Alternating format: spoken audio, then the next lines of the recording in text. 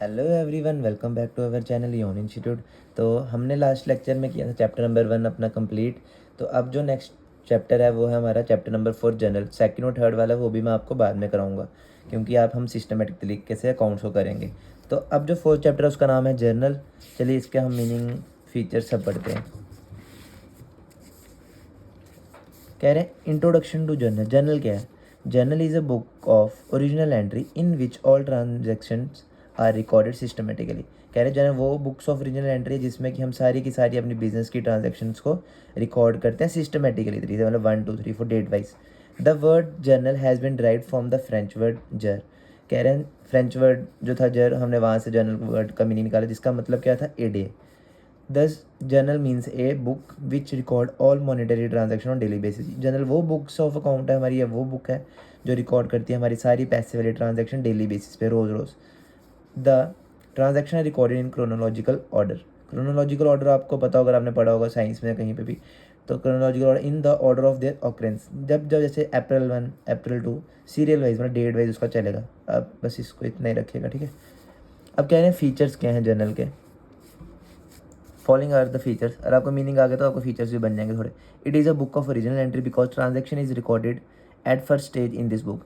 हमारी जो अकाउंटिंग की फर्स्ट स्टेज होती है वो होती है जर्नल, और इसको हम क्या बोलते हैं इसलिए books of original entry. It is also known as day book. इसको हम डे बुक भी बोलते हैं, डायरी भी बोलते हैं, because transaction are recorded in it on day to day basis and when they take place. जब वो ट्रांजेक्शन हम करते हैं या जिस डेट पे करते हैं उस हिसाब से हमारी डे बुक बनती है, उसको हम जर्नल बोलते हैं।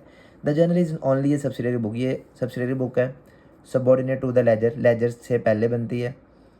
To which is principal book of account. Ledger हमारी क्या है, प्रिंसिपल बुक ऑफ अकाउंट्स, वो हम नेक्स्ट चैप्टर में पढ़ेंगे।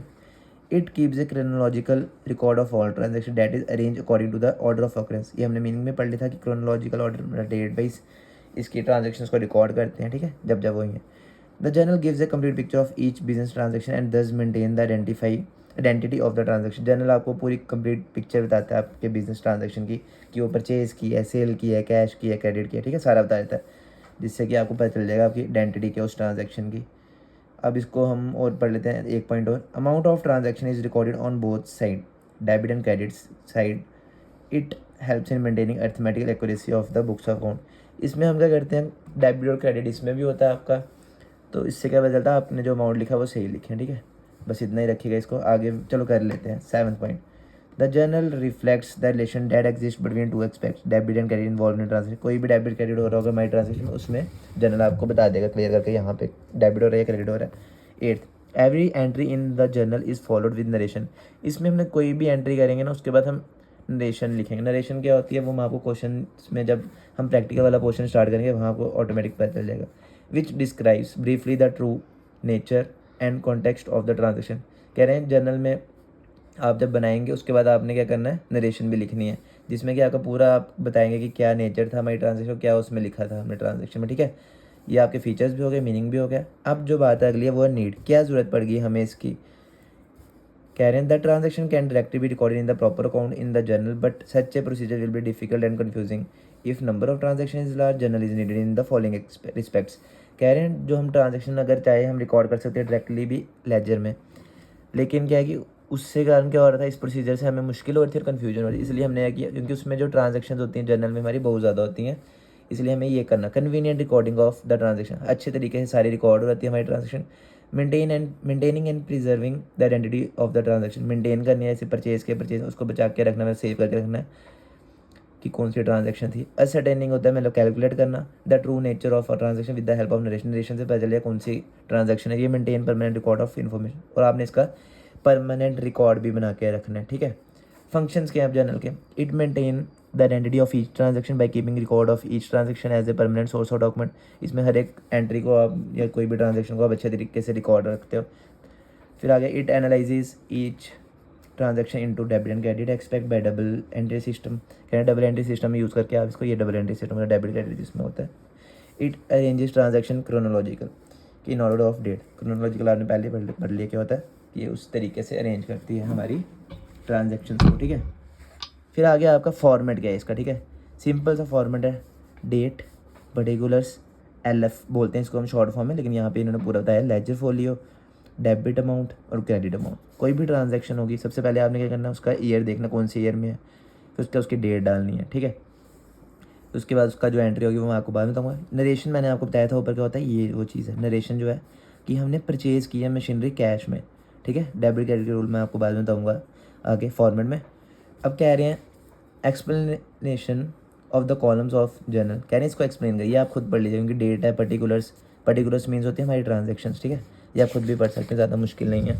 लेजर फोलियो क्या होता है, फिर उसके बाद debit and credit column amount के होते हैं, ठीक है। अब इसके आगे एडवांटेजेस, मीनिंग आपको अच्छे तरीके से मैंने बता दी है, फिर उसके बाद आपको मैंने फीचर्स भी बता दिए, नीड्स भी बता दिए, ठीक है। अब मैं एडवांटेजेस को आपको खाली नाम बताऊंगा, आपने उसको अच्छे तरीके से रीड करना है घर से।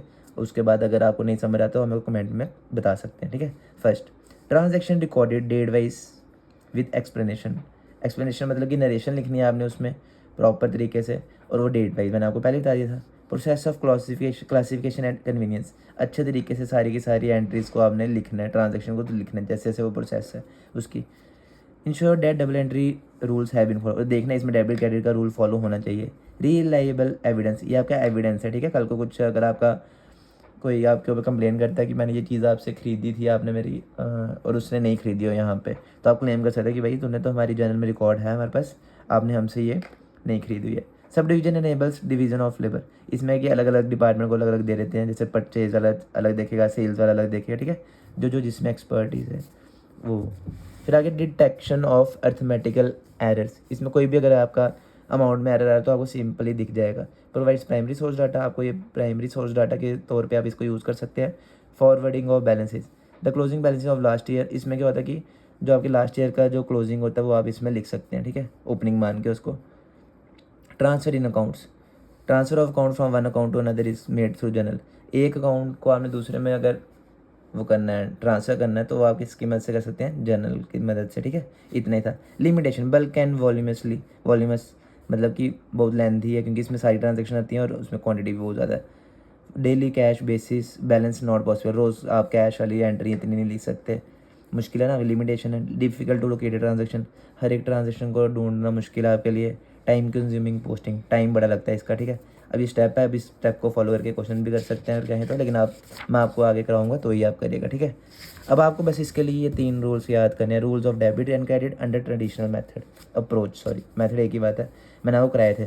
देखिए, debit the receiver, credit the giver, ये मैंने कराया था ना, इसको हम बोलते हैं पर्सनल अकाउंट। रियल अकाउंट्स क्या होते हैं हमारे, debit what comes in and credit what goes out, ठीक है।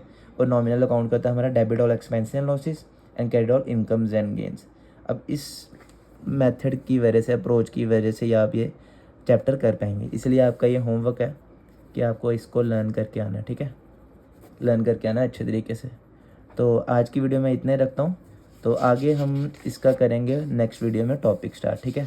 आपको सबसे पहले उसका फॉर्मेट बताया जाएगा कि कैसे कैसे इसकी एंट्रीज होंगी, उसके बाद हम चलेंगे प्रैक्टिकल क्वेश्चंस में, ठीक है। तो तब तक के लिए आप देखते रहिए इऑन इंस्टीट्यूट। Thank you.